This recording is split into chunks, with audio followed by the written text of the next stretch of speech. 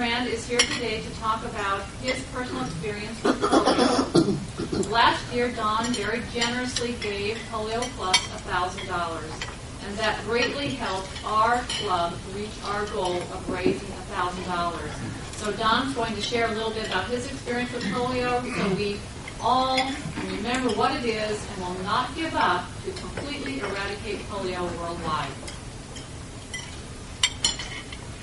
Thank you, Karen, and thank you, Rotary, for doing this. This is a very important venture. So I'm glad to hear you're doing it, and I'm glad to hear you're spending time and trying to raise money. To give you just a little background on my experience with polio, when I tried to walk as a small boy, my parents noticed something's wrong. One of my legs and one of my feet wasn't working right. So we went to the general practice doctor, and he referred us to specialists and so forth. What had happened is they believe I had polio before I was born. That my mother had been infected with something and it had manifested itself in fetus. Actually what happened, my left leg was stunted, and my left foot wasn't working right. Some of the muscles were dead. And so my first surgery was at about a year's age. And then we went to various specialists at various places. A lot of people didn't know, the medical community didn't know what to do. And some guys were saying, well, use heat lamps and they'll come back by itself. And others were saying, you have to do surgery and so forth. So in seventh grade, I had major surgery on my legs to reconstruct my left foot, and they drove 6 steel staples into the knee of my good leg, staples about like this, to retard the growth in my good leg, so that when I got my full height, both legs would be the same length. If I wouldn't have had polio, I'd be about 2.5 inches taller than I am now. If I would not have had that surgery, I'd have one leg about 2 to 2.5 inches longer than the other leg. So, bottom line, I'm a pretty lucky guy. It has not bothered me, except when I try to go out for a basketball team or something. I can't be very competitive. But it hasn't bothered me to walking and most of the activities that I do.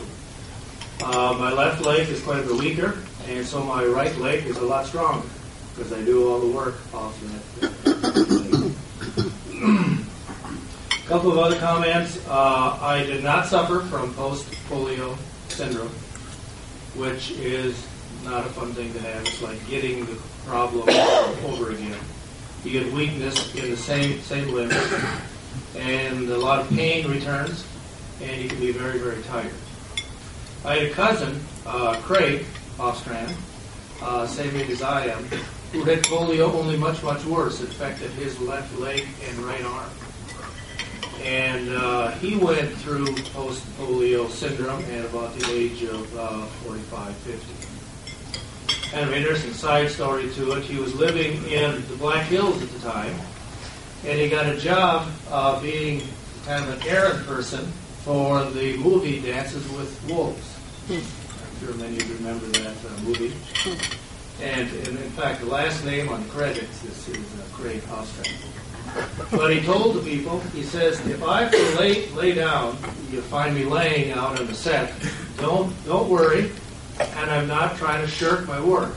It's just with this post-polio syndrome that I'm going through, sometimes I get so tired, so exhausted, I just have to lay down for a period of time. Marcia Stash, who lives in town here, who some of you know, suffered from severe polio in her legs. She fought back hard. She worked very, very hard to strengthen those legs so that she could walk. Not very good, but at least she could walk. Then post-polio syndrome hit her, put her back in the wheelchair, and she never walked after that. So my gift of this $1,000 is my way of starting to repay people and try to eradicate this thing that has affected me.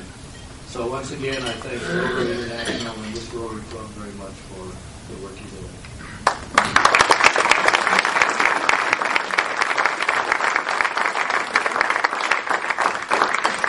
Thank you, John. And now it's up to us to do our part.